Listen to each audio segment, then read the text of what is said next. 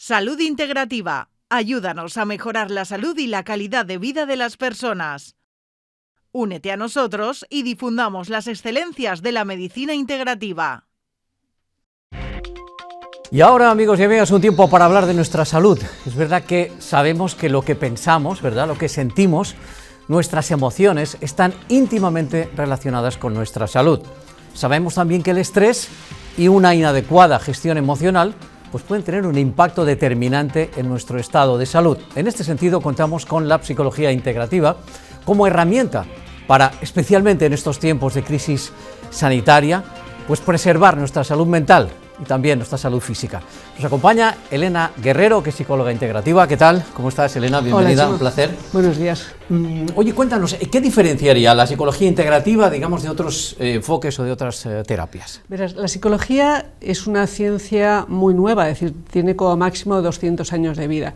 Entonces, lo que hace la psicología integrativa es recoger las otras escuelas que ya han estado anteriormente, por ejemplo, la escuela cognitivista, conductista, el psicoanálisis, la psicología psicocorporal, que integra el cuerpo en el proceso analítico, y la psicología integrativa reúne todo lo anterior, más además el estilo de vida de cada persona. Por ejemplo, qué es lo que comemos, qué es lo que ingerimos y cuándo lo hacemos. También cómo vamos a adaptarnos a los cambios de temperatura, cómo salimos del sedentarismo, es decir, cómo comenzamos a poner nuestro cuerpo en movimiento, y en algunas ocasiones o en muchas ocasiones introducimos suplementos, es decir, que nos ayudan en algún momento del proceso terapéutico a dar más energía, a subir un poquito más la serotonina. Esto es lo que hace la psicología integrativa. Como vemos, es un enfoque global, como se dice ahora, 360, es verdad, global, ¿no? Ciertamente, ¿no? Nuestro cuerpo funciona como un todo y también, desde luego, hemos de cuidar nuestros pensamientos, nuestras emociones, nuestra psicología. Estamos en tiempos de pandemia, de crisis sanitaria, en el que todos andamos, ¿verdad?, con el estrés, con la ansiedad a flor de piel. Ahora hablaremos más detalladamente, Elena, pero ¿cómo nos está impactando, de qué manera nos está impactando esta pandemia? Verás, la pandemia es un trauma colectivo en este momento y nos afecta en tres pilares fundamentales. El ser humano tiene que funcionar, el primer funcionamiento es preservar, mejor dicho, su vida, con lo cual nos afecta en la enfermedad y en la muerte. Ese es el primer pilar que ataca la pandemia. El segundo es que como este virus o este bicho, es decir, nos contagia en las personas cercanas, comenzamos a aislarnos de las personas. Nos aislamos no solamente de las personas más cercanas, familiares, sino también de las personas del trabajo y las personas en general. Pero el ser humano no está acostumbrado a vivir en aislamiento, no puede vivir aislado, puede vivir solo, puede tener momentos de soledad, evidentemente tiene que tenerlos, pero no solo, no en aislamiento. Y el tercer enfoque es el pilar económico. Estamos ante una situación incierta, no sabemos lo que va a pasar mañana ni el mes que viene. Con lo cual hay personas que tienen una gran flexibilidad tanto emocional como metabólica y se adaptan rápidamente a los nuevos cambios. Pero hay otras personas mucho más rígidas que les es muchísimo más difícil. Aquí es muy habitual que entremos en estados de ansiedad, en estados de angustia o en estados de depresión. Por ejemplo, las personas sanitarias que se enfrentan a las situaciones se han enfrentado a estas situaciones, llegan a un momento de agotamiento y también caen en un estado de ansiedad o de angustia o de depresión.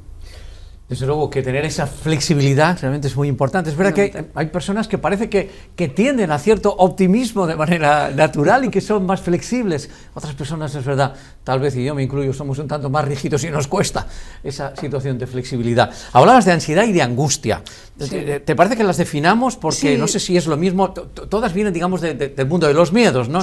Nos generamos nosotros mismos a veces, bueno, también exteriormente, como hablabas, la pandemia, pero ¿cómo nos alimentamos también esos miedos? ¿Qué sería la ansiedad, Es Elena? Interesante, Chimo, ver un poco la diferencia entre ansiedad y angustia y miedo.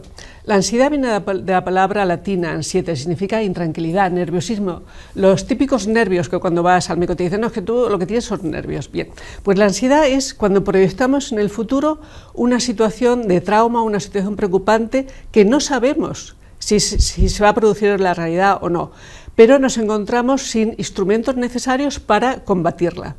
La ansiedad tiene una parte positiva también, que es que nos adelanta una situación que puede o no puede ocurrir, con lo cual tenemos un tiempo para adaptarnos a lo venidero y comenzar a aprender esos instrumentos para soportarlo. La ansiedad es un poco diferente del miedo, porque la ansiedad es algo que imaginamos, mientras el miedo es una intranquilidad, una situación real. La ansiedad, como diría, sería un mecanismo que anticipa, digamos, las situaciones, un mecanismo de supervivencia, de alguna manera, ¿no? Defensivo para sobrevivir, justamente, y para adaptarnos a lo que va a venir, a lo que supuestamente va a venir. Vale, y el miedo sería, digamos, ante un hecho real. Sí. ¿Y qué sería la angustia? La angustia, mira, mientras que la ansiedad es una alteración psicoemocional, la angustia es una alteración física, es decir, se manifiesta o se cristaliza en el cuerpo. En consulta habitualmente es muy frecuente cuando recibes a una persona decir, me encuentro mal y además tengo una sensación de presión en el pecho, de placa en el pecho que me impide respirar. Pues la angustia es la manifestación en el cuerpo de todo lo anterior y se manifiesta con trastornos respiratorios, trastornos digestivos, temblores, mareos, falta de deseo, impotencia, es decir, hay muchísimas manifestaciones justamente de la angustia. ¿Cómo sería la manifestación fisiológica, lo que nosotros notamos? Sí. A quien lo nota, digamos, más en el ritmo cardíaco, en la respiración, en el proceso digestivo, en fin, yo creo que todos sabemos de lo que estamos hablando porque desgraciadamente nos estamos teniendo que enfrentar a ello. Por tanto, en nuestro cuerpo hay cambios cuando hay un conflicto. No sé si es que el cuerpo se prepara de alguna manera. En el cuerpo hay varios cambios cuando estás ante una situación traumática o un estrés o un conflicto. Lo primero que cambia es la respiración. Nosotros tenemos que tener un equilibrio entre la inspiración y la expiración, entre el oxígeno y el dióxido de carbono que expulsamos. Pero cuando estamos ante una situación de estrés, esto es lo primero que cambia, el diafragma se bloquea. Cuando se bloquea el diafragma, no solamente es el diafragma, sino muchas zonas del cuerpo, por ejemplo, la respiración evidentemente, por ejemplo, subimos los hombros, tensamos la mandíbula, tensamos la base del cráneo, es decir, hay muchísimos cambios físicos. De hecho, hay un experimento que se hizo en el 2010, que es una cosa muy interesante, cómo relaciona los cambios físicos con las emociones. Una persona durante 2 minutos en una posición abierta, espontánea, libre, produce un aumento de la testosterona y una disminución del cortisol. Y entonces son personas mucho más amables, más cercanas, que se pueden confrontar a las situaciones sin ningún problema, que pueden pensar y tomar buenas decisiones. Pero posiciones más cerradas, cerradas y más oprimidas, ¿no?, que es la posición habitualmente que tenemos con el móvil y con el ordenador, entonces produce lo contrario, que es una bajada de testosterona tanto en hombres como en mujeres y una subida de cortisol. Es decir, estamos en una situación de estrés, es mucho más difícil las relaciones personales, es mucho más difícil tomar buenas decisiones, somos más tímidos, nos encerramos más, y eso realmente es una descripción de lo que es la angustia y la ansiedad y la depresión. Entonces, si ese estrés es prolongado en el tiempo y esos síntomas se prolongan también en el tiempo, puede tener efectos y generar incluso enfermedades. Claro, el problema de estas situaciones es cuando son de largo recorrido. Si son puntuales, no. Todos estamos en situaciones puntuales, con angustia, no pasa nada. Son situaciones puntuales, 5 o 10 minutos, un día, y luego desaparece. Pero cuando estamos una semana, meses y años, se convierten en crónicas. Entonces, sí, claro, entonces ahora nos gustaría saber de qué manera los profesionales y la psicología integrativa nos puede ayudar para gestionar precisamente este estrés, esta carga de ansiedad. Hay varios pasos para ayudar a las personas cuando vienen a visitarnos. Primero es estar en el presente, es decir, no podemos estar ni mirando al pasado ni proyectar en el futuro. Tenemos que estar en el presente, darme cuenta de lo que me ocurre, darme cuenta de mis bloqueos tanto físicos como psíquicos como emocionales. Es decir, cuando una persona viene a consulta, lo primero que tenemos que hacer es escuchar a esa persona, porque viene siempre con una demanda, viene con una necesidad de que alguien le ayude, si no, no vendría, si no, se quedaría en su casa con las personas más cercanas, ¿no? Entonces, necesita que escuchemos lo que está diciendo y lo que está diciendo entre líneas. Es decir, y observar el cuerpo, porque el cuerpo es una fuente de información a veces mucho más importante de lo que dice la persona. Tenemos que ver cuáles son sus movimientos, si nos mira a los ojos, cuando toca algunos temas, si la mandíbula comienza a hacer micromovimientos, cuál es su posición corporal, si es cerrado, si es abierta. Es decir, toda esa información es muy importante en la anamnesis cuando recibimos a alguien. Después, y casi al mismo tiempo que hacer esta anamnesis, tenemos que crear un espacio de seguridad, porque una persona viene a contarte lo que le pasa y a que le ayudes en lo que no sabe que le pasa. Es decir, viene a contarte sus entretelas, lo que no cuenta su familia lo va a contar al psicólogo o a la psicóloga. Entonces tiene que ser un espacio de tranquilidad. ¿Para qué? Para que nuestro sistema nervioso, que está anclado en la parte simpática, se relaje, se tranquilice. Entonces todas las emociones, todos los pensamientos que tenemos guardados en el cuerpo, lo que nosotros llamamos memoria muscular, comienzan a emerger y son como piezas de puzzle que las vamos colocando para ver de una forma amplia a la persona. ¿Y qué es lo que intentamos? Que esa persona vuelva a su casa, es decir, vuelva a su cuerpo. Realmente todos queremos cambiar, pero a veces nos cuesta mucho cambiar, tenemos una cierta resistencia al cambio. Yo siempre lo que expongo cuando alguien viene a verme es que vamos a hacer un trabajo de colaboración de las dos personas. Esa persona va a traer el material y yo voy a poner mis conocimientos. Y así vamos a hacer como un pequeño baile entre las dos personas y sobre todo le pido que sea participante de su cambio.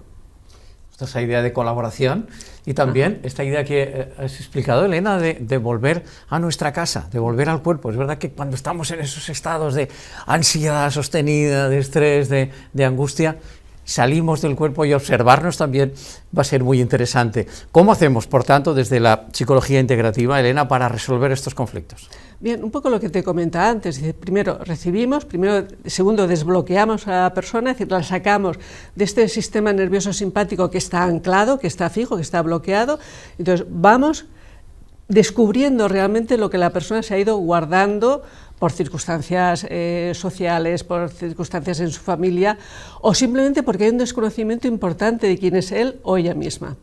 Y para todo esto, ¿qué hacemos? Nos ayudamos no solamente de la parte más psicoemocional, sino también de la alimentación, porque cada estructura, depende de su nivel de angustia, va a tender a irse a comer, a ingerir una serie de alimentos y no otros, con lo cual nosotros tenemos que ordenar un poco la alimentación y también nos ayudamos en muchísimas ocasiones de algunos suplementos que nos van a ayudar a crear un poco más de energía.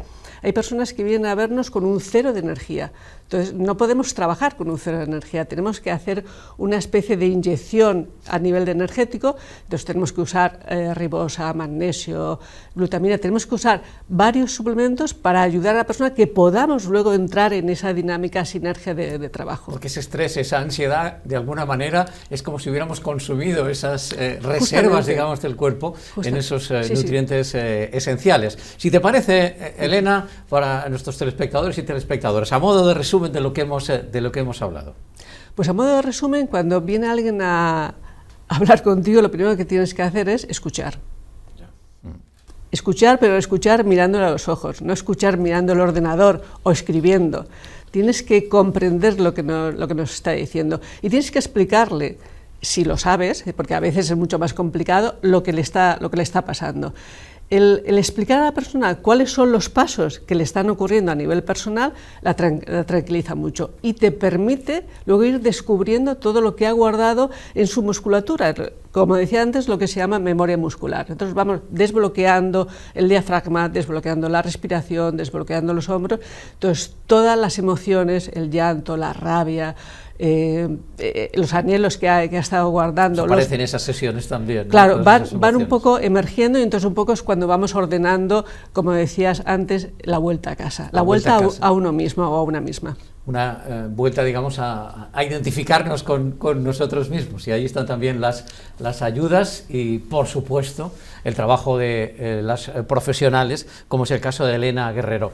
Para quien nos esté viendo y escuchando, Elena, ¿dónde te pueden localizar? Supongo que hay muchas personas que comparten mucha de la problemática que hemos trasladado aquí. Yo trabajo el centro está en Pintor Salvador Abril, número 23, primer piso. Y en la página web me pueden encontrar, Elena Guerrero Labrador.